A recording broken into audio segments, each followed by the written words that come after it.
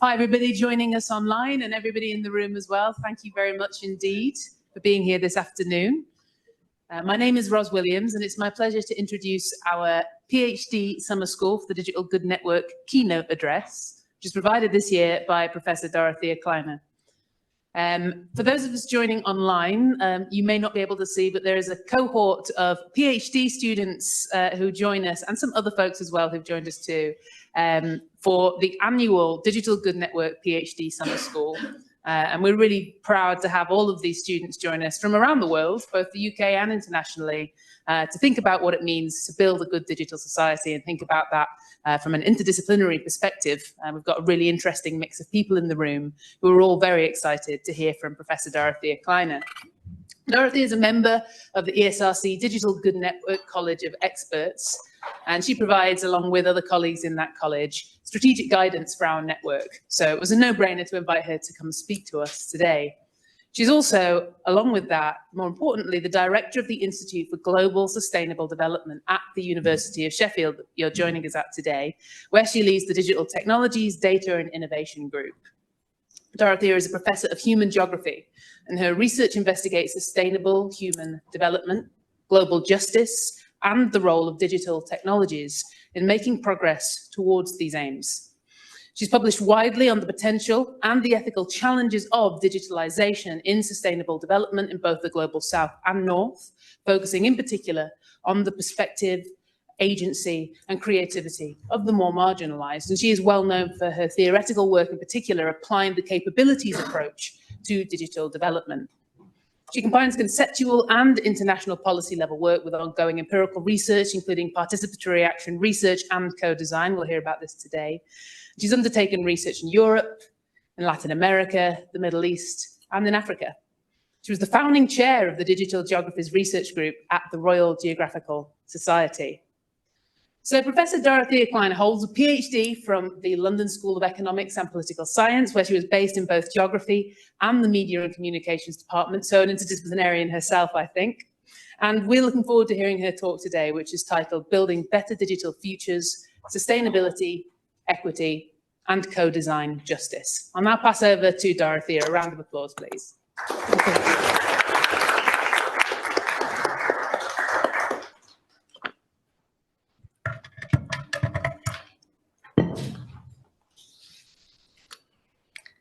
Fantastic. What a Monday you're having, right? It's your first day of your 3 days here at the summer school. And I have to say, looking at the program and also just looking at the group here in this room, I wish I could be here for the 3 days because I think you're going to have a fantastic time. I certainly hope so, and past summer schools have had that reputation. And I know how much colleagues from the DGN are kind of putting into it, so I'm pretty sure you're going to have a great time together.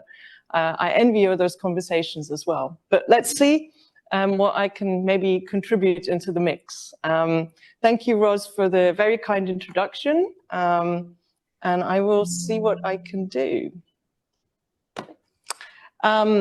So I wanted to just flag to you, in case you weren't aware of it, that we do have our Institute for Global Sustainable Development here at the university. There's some of you kind of are visiting us, some of you are here at the university, and we have a lively group of PhD students also who engage with us about topics of global sustainable development. And we have these different themes: cities, health, environment, natural resources, and the digital group. And as Ros was saying, the digital group is the one that I lead. We also are very proud of our international partnerships, and these link sort of multinational institutions, they link NGOs, and they also link to lots of universities. So again, we are interested to learning from other stakeholders in the world, and that's very much part of our ethos. It's about equitable partnerships, and it's about multicultural, interdisciplinary, multi-stakeholder learning. So for today, what I'm going to be talking about will come in 3 parts. I'm going to start us off talking about a normative framing that we might use for thinking about the digital good, and maybe even the better digital. And I'll get to why that might be a useful way of shifting the language a little bit. Secondly, digital futures from the perspective of sustainability.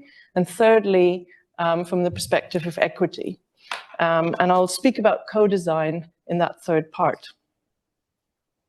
So for now, I wanted to take you on an excursion into the sort of spaces of capabilities approach and thinking in that space. And I just wanted to see before I start, does anyone know or has read in this area before? Just so I can pitch this. Maybe 3 or 4 people, that's great. So the area that I've kind of worked in for quite a long time has been this area of using the digital for all kinds of sustainable development interventions, usually, whether that's global health, whether it's education, whether it's working with young people in terms of amplifying their voice in contested political spaces. And in that space, I've argued for a different approach, the need for a different approach, because what we've seen a lot, whether you call that digital futures or you might call it development, is that a lot of these discourses have been dominated by discourses from the global north, a one-size-fits-all, often linear model of development, often econocentric, often with implementation fantasies that go top-down, whether that is by governments or it's corporations in the lead, and frequently it's supply-led. And my argument has been throughout that we need that intercultural dialogue, north and south. We need visions that are much more pluralistic. Escobar and others would be talking about pluriversal visions as well. And we might also be thinking about not just linear, but systemic change. And again, I'll come back to that. In a world of environmental challenges, there's much more need also to think about these digital futures in sustainable ways. And then I've been proposing that this cannot be done from a top-down approach, but has to be a participatory approach, and it needs to be led by choice. And I'll talk about what I mean by that. The capabilities approach, of course, has got decades of scholarship related to it, and the key proponent here is Amartya Sen, an Indian economist and philosopher who won the Nobel Prize in Economics. And then multiple other scholars have worked in this space to the point where there's now the Human Development and Capabilities Association, which unites scholars from all different disciplines, and there's hundreds of scholars using capabilities thinking.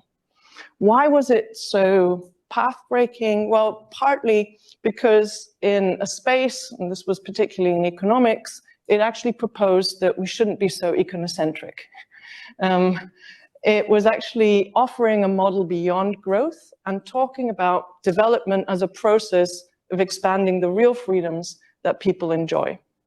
Focusing particularly on substantive freedom of people to lead the lives, this is an important phrase, that they have reason to value and to enhance the real choices that they have.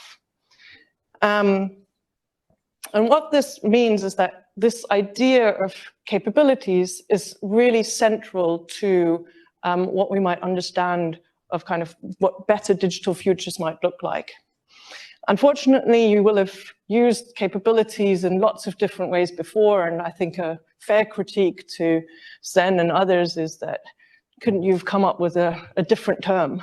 But in the logic of the capabilities approach, capabilities are positioned like this. So follow me here. So functionings are beings and doings of a person, an achievement, different aspects of living conditions. So for instance, you might ask, is person X eating? You know?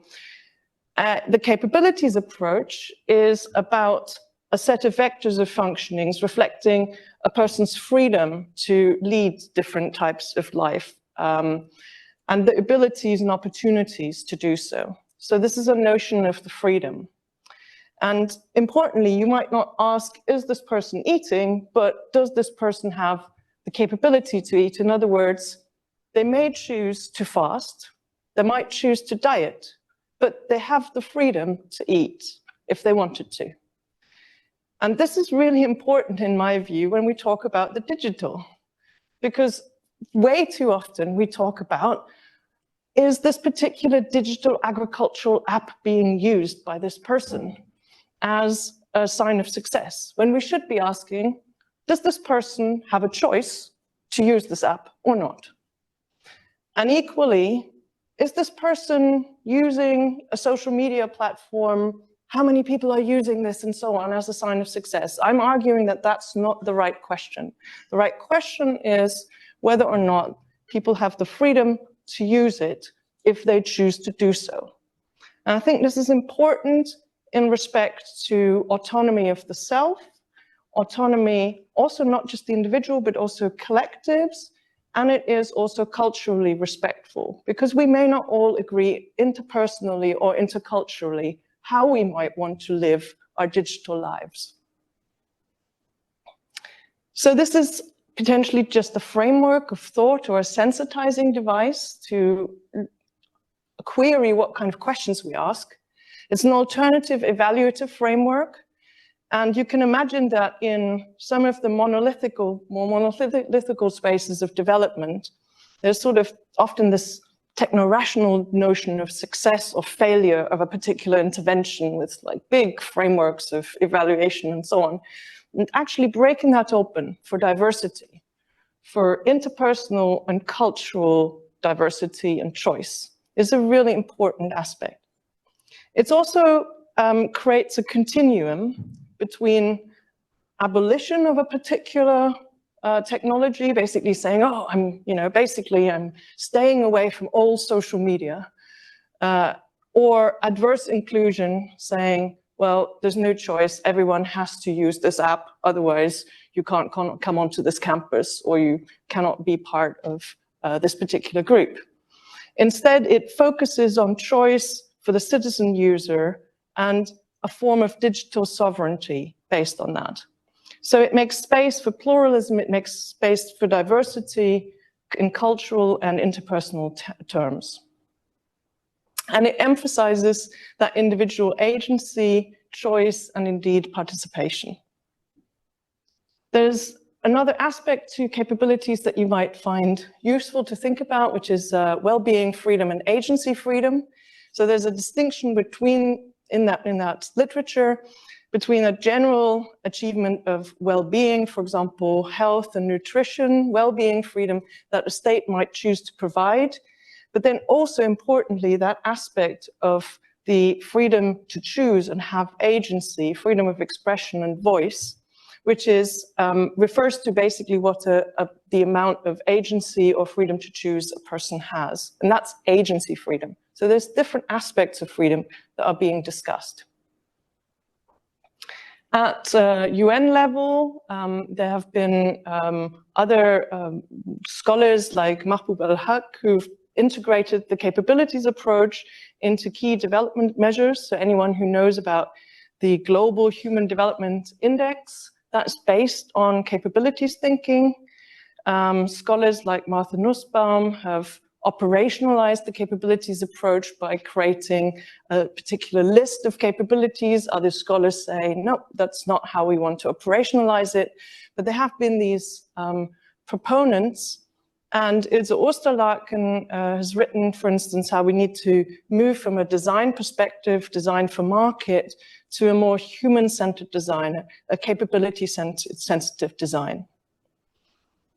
There have, of course, also been criticisms. A key one has been that there has been the criticism that it overplays individual agency. There's insufficient attention to social constraints and power. And others who have operationalized it, myself included, have tried to reintroduce more of that power struggle. It's hard to operationalize, but there's been some steps in those directions. There's a huge literature on this, but I will only touch on a few. And the capabilities approach as a whole still needs more integration with sustainability concerns. Further on the critique of the individual versus the collective, Solaver Ibrahim has kind of offered some great conceptualizations of collective capabilities. And this has been my contribution in this space in terms of operationalizing the capabilities approach, which is a framework that I've been using as a way to map how particular interventions intervene in a particular system.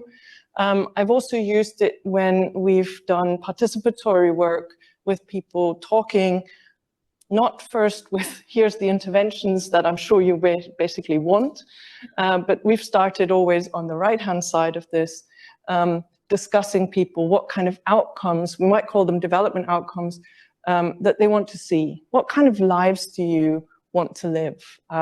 You personally, sometimes even individually. What is it? What's the kind of life that you have reason to value? So choice is an important outcome there. And then there's some secondary ones. These are just examples, different kinds of outcomes. And this is then conceptualized as the direction of travel. Well, this is the space in which we can analyze how individuals, based on their individual agency, maneuver particular structural conditions. So structure might include things like institutions, discourses, policies, formal and informal laws, including on space and time. I'm a geographer after all, somewhere. And also interesting in technologies and innovation, including access questions, availability, affordability, and skills, and so forth. Here, for the individual, we're seeing 11 different resources, as well as individual characteristics, and they include social, cultural, natural resources, material, geographical and financial resources, time, information, psychological resources, education, and health. And these may play a role for a particular individual at a given time, and this leads to different degrees of choice that they might have to achieve what they themselves have reason to value. I'll give you an example, something which certainly in my family proved to be a bit of a sort of core way of selling digital technology, was to actually engage in communication in our family, keeping people together via video call. And so just follow my example here just for a moment. You might know this situation. Somebody in the parental generation, let's take a mom, wants to take and stay in touch with somebody from the next generation who's been migrating for study, for work, for whatever, and say this mom wants to stay in touch with, say, their son.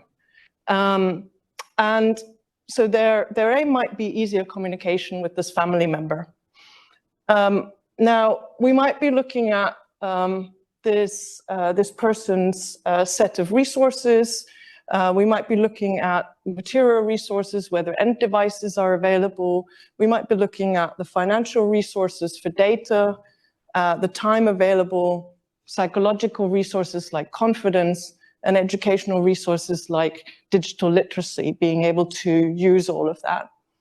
And then it's questions about connectivity, the affordability in a given location, but it also might be policy. So you know that in certain circumstances, governments might choose, say, just before a contentious election, to turn off the internet, at which point this mother would struggle to contact their child. So some of this is structural, some of it is much more agency-based, and it's a question about how individuals might be able to use their agency to navigate these structures. And then it's a question of whether this mother knows about the existence of choice, whether the existence of choice is whether it exists. Second, sense of choice, does she feel it exists? Use of choice, does she use it? And achievement of choice, is she then able to have that call with her son? Which gets us all the way back to what was potentially the desired outcome. So it's a way of trying to identify what works, what didn't work, and how you might intervene in this space. It also needs ecological limits, and I kind of just put a box around that for the time being, but I will introduce in the second part what that means in greater detail. So the choice framework as a way of operationalizing something as conceptually demanding, like the capabilities approach, into something that can actually be used by practitioners has proven really popular. And so since the book appeared in 2013, there's been a lot of demand from all kinds of sides, different stakeholders in different countries. One of them might be, for example, the Council for Scientific and Industrial Research in South Africa. They invited me as a senior advisor to help them embed this operationalization of the capabilities approach in their digital agriculture and digital literacy programs.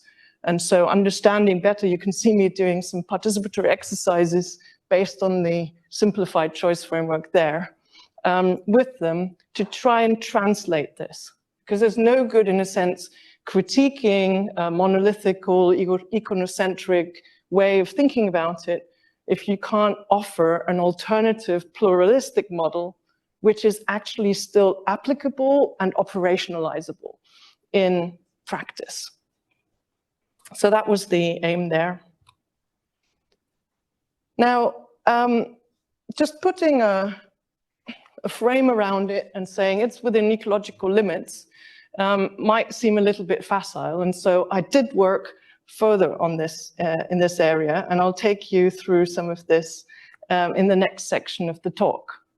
So this is on digital futures, and it is work that is related to that framing. And it's obviously in the context of the burning environmental injustices of our time. So I think for this audience, I don't have to make the case that climate change is a defining challenge of our time, that many of the countries most impacted are not the highest greenhouse gas emitters, and that often the most vulnerable in society are the most impacted by the environmental impacts. And at the same time, we are at the moment operating with a global digital economy, which is underpinned by key unsustainable trends, and they're not accounted in the key business models of tech companies or in policy making. Many of these exacerbate climate change, and I could quite happily include the UK strategy on AI in this area. I think the sustainability effects of AI are currently not accounted for in that policy proposal. So what we did, and I'd say we because it was a collective of authors coming from different disciplinary backgrounds across Europe, we were trying to actually question a policy discourse that was talking about the twin transition, an easy transition from basically the environmental and climate change transition and the digital transition happening at the same time. I'm basically saying that at the moment, digitalization is a double-edged sword regarding environmental and social sustainability. Positive contributions of digitization do not occur automatically. And so unless action, including regulatory action, is taken, current trends in digitization and datafication are set to worsen global challenges of environmental sustainability. It's the core argument of the book that we produced together. It's an open access book, and you can find it. It's Digital Reset. It's very easy to find and to download. I hope you find it interesting. I will just take a few key messages from this book, focusing particularly on the energy question. So at the moment, electricity use for production use of all ICT is currently about 8% of global electricity use. And then we have this question about estimates for the future. And this is very difficult, but some estimates basically go and offer 50 to 80% by 2030. So that's a significant rise that is coming. And to be honest, we don't really know. This is partly because of also the energy intensity of AI. So we already know that existing ICT hardware production is largely still a linear economy.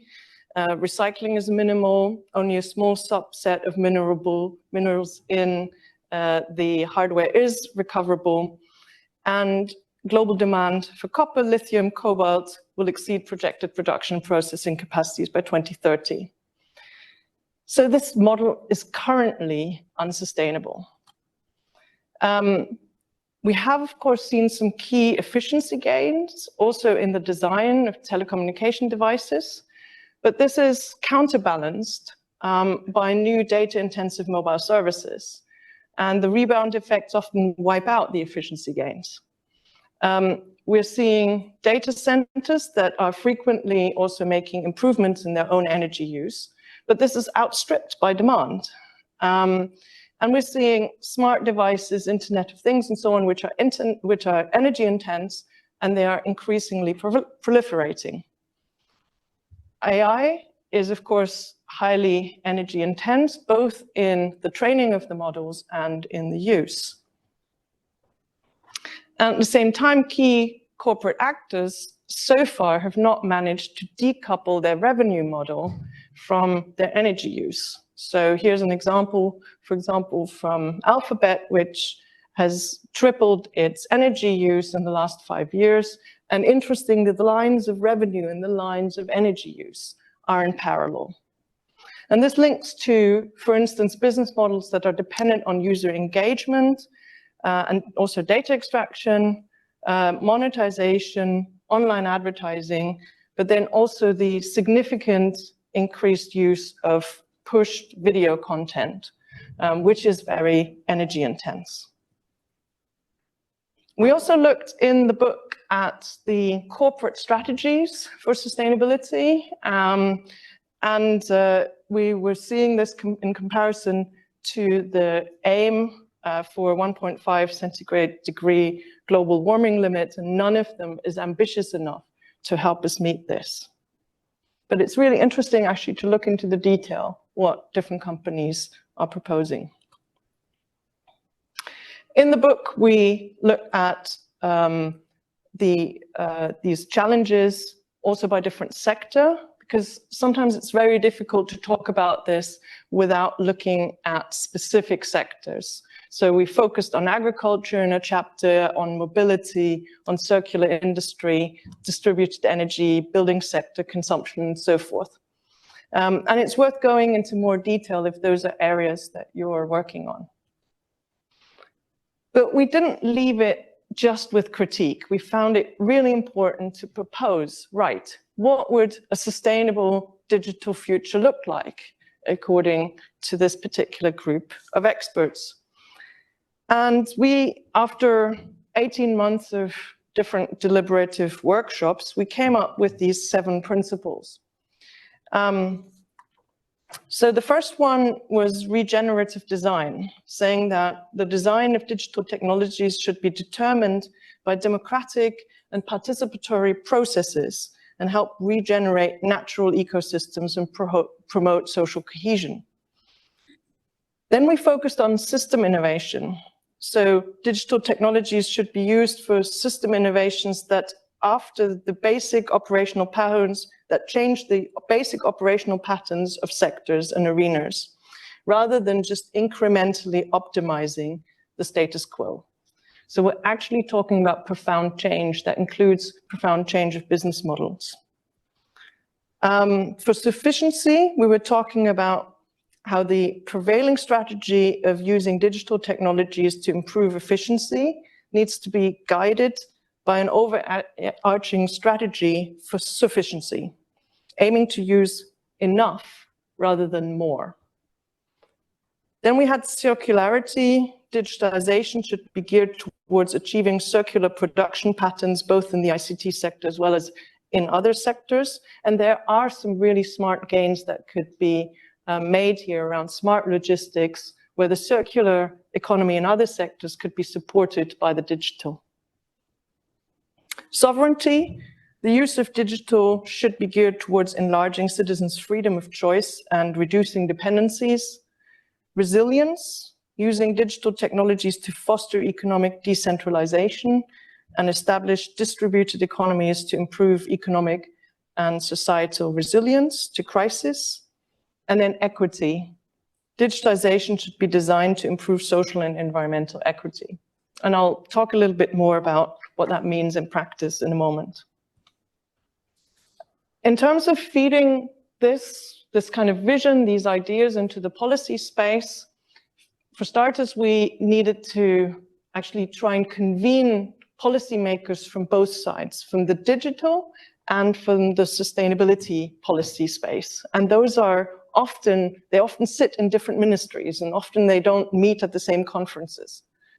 We argued that they needed to talk to each other, and that the 3 policy steps and strategies are to reduce the environmental footprint of digital technologies, to address the opportunities, and there are opportunities, and the risks of digital solutions for sustainability, and then also to include sustainability goals into digital policy making.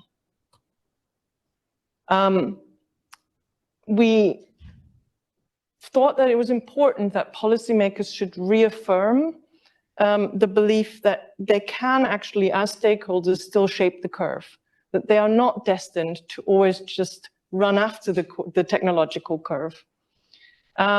We emphasized the smart logistics possibilities, but also asking how much smart was sufficient. We also felt that for design processes that provide public services, including social media, internet search, e-commerce, app stores, and learning platforms, we felt that we needed a transparent and open design process so that this could be treated more as a public good. It's of course pushing our framework and our imagination of our existing digital present. But we felt that it was time to think about the public good embedded in the digital. And then finally, fostering repair culture, right to repair, and so on. And I'm delighted to say that in that particular area, there has been a lot of movement in the European policy space recently. So what does this mean? It means integrating sustainability goals into digital policy making for sufficiency in infrastructure and devices. So not maximizing, but sufficiency. Thinking about what kind of business models we would want to support, and potentially even using public procurement to support some business models over others. Thinking about what data governance we would need to enable lots of different groups, including civil society groups, to use data for transformation. And then also thinking about artificial intelligence within limits, and that includes also environmental limits. So there's a lot in that book, and I'm very glad that I didn't author that by myself, but that it was an interdisciplinary team, because we had a lot of discussions. How far can we go compared to at what point will we not be listened to because it sounds too utopian? And occasionally we pushed each other and basically said, look, we have to talk about what we think a better digital future might look like. And we went for it. So do have a look at Digital Reset as well. So that was the framework part. And for my third part, which is on equity, I would want to talk a little bit about the practical participatory work that we've been doing for an area of equity in the digital. So in particularly, we were interested in co-design and who gets to co-design digital futures. Conceptually, we were interested in obviously distributive justice, so how are resources, benefits, and burdens of the digital and also sometimes digital co-design distributed. We were interested in how, from a procedural justice perspective, how good the the design process was designed. But then also, interestingly, we were interested in the epistemic justice questions. So to what degree was the design process itself open to thinking about different knowledges as valid? And if you think about the background of the capabilities approach around cultural diversity and pluralistic and pluriversal perspectives, this epistemic justice element in co-design is also really important. However, we also know that digital innovations are frequently designed by men, and often the design perspectives are culturally embedded in North America, Europe, or East Asia.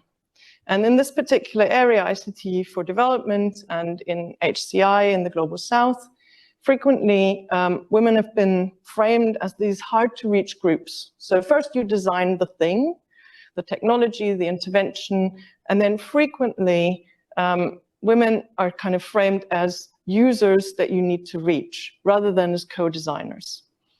And in the literature, non-binary people have largely been invisible or invisibilized.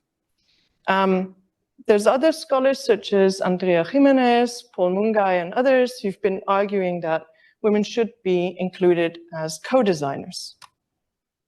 This is where the Gijusta project comes in, that I've been working on together with colleagues.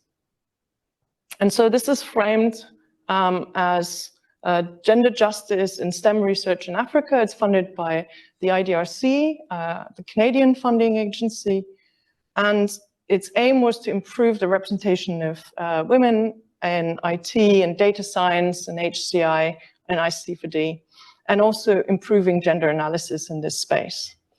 It was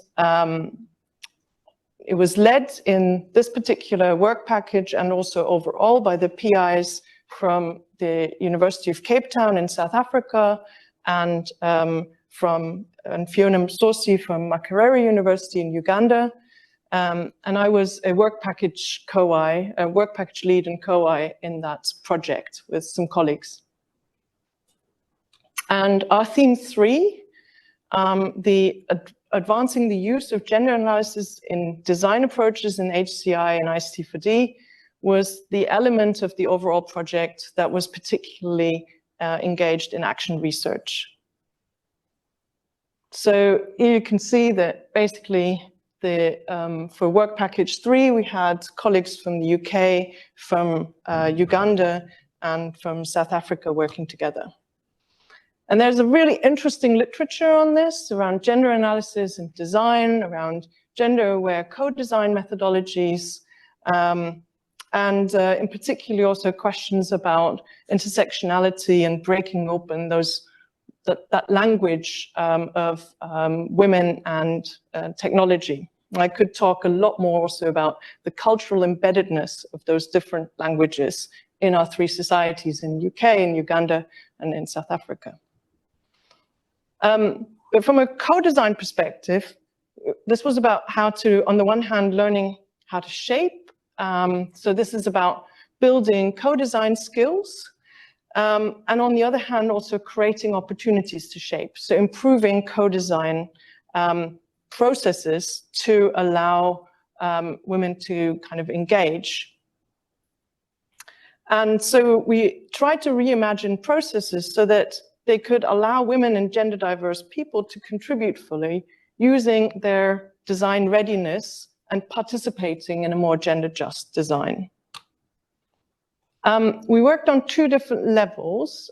So we worked on the one hand at the meso level with NGO representatives in Uganda, and then specifically at the micro level of community members in Ocean View in South Africa.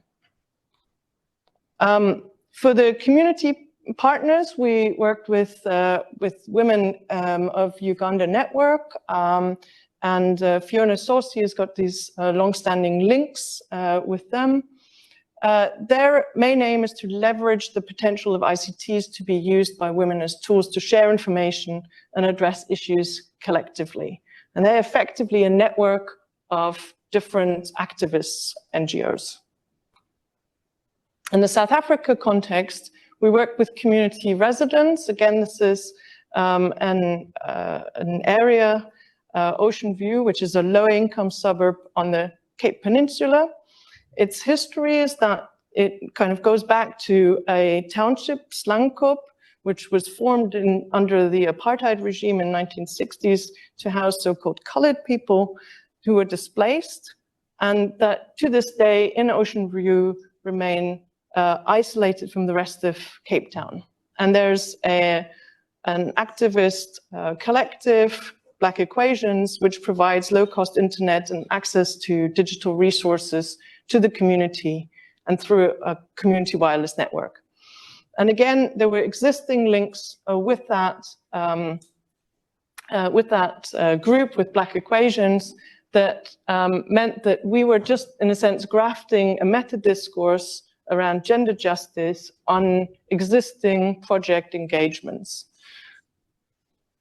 This is just the housing in Ocean View. And this just shows one of the project's workshops with Black Equation, where there was a lot of discussion of the lived experience of gender inequality, but it also crossed with issues of care responsibilities, of unequal voice, of conflicts, violence and abuse situations, and significant financial dependence at home as well. There were key intersections, and this included age, race, LGBTQIA+, income, and also the role of crime and drugs in the community. So it's really important that we don't talk about women as some kind of monolithic category, but instead we're honoring all of those different intersections, and they are very complex. So with the groups, we had a mixture of individual and collective engagement. So there were baseline interviews with each of the participants, all identified as women. This kind of gave us an idea about their personal aspirations, in a sense, the capabilities, the things that they valued doing and being, in an individual sense, before we went into the collective space of the workshop. At these workshop sequences then, the first workshop that we did was a workshop about workshops. It's a bit meta. So this is a co-design workshop. We called it Workshop Zero. But you basically meet with the group and you co-design the methodology before you then have workshops talking about co-design. When we're talking about co-design readiness, this of course is a way of also gauging co-design readiness and building it with collaborators, and particularly the collaborators who are the women themselves.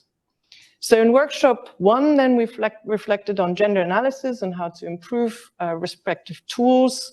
Then in the second, we talked about gender just design methodology and again, improving tools there.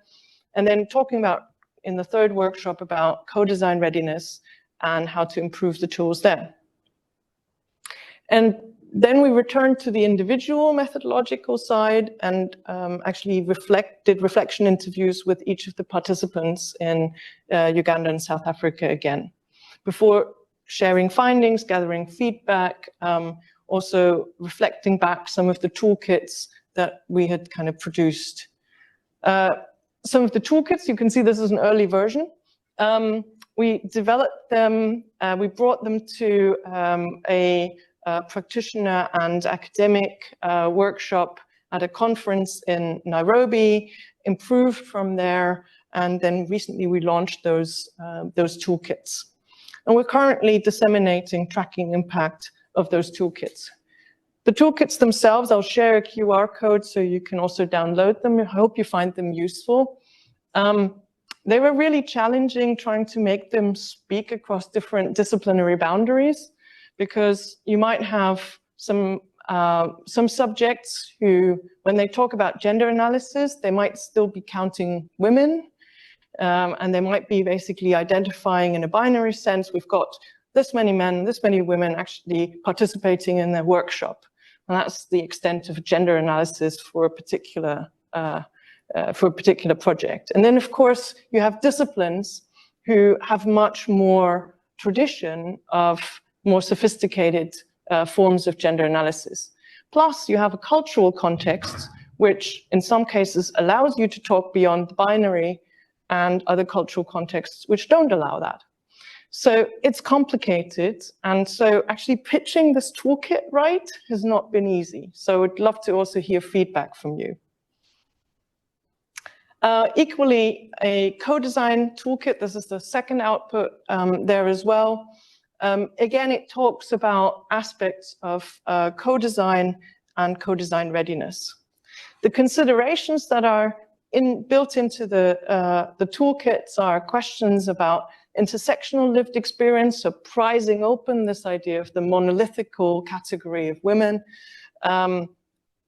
discussing discriminatory legal structures, but in a language that still allows local facilitators to adjust that without getting into trouble. Discursive framings of what, for example, expectations of gender might mean in a particular context. But it also invites us to think about patriarchal family relationships, what kind of impacts they have on the use of time and finance, gendered burdens of care, gendered norms on the use of time, and gendered access to resources.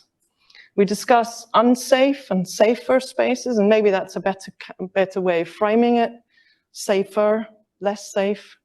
And it also talks about the importance of using inclusive language when so much of the technological language that is being used can be quite off-putting.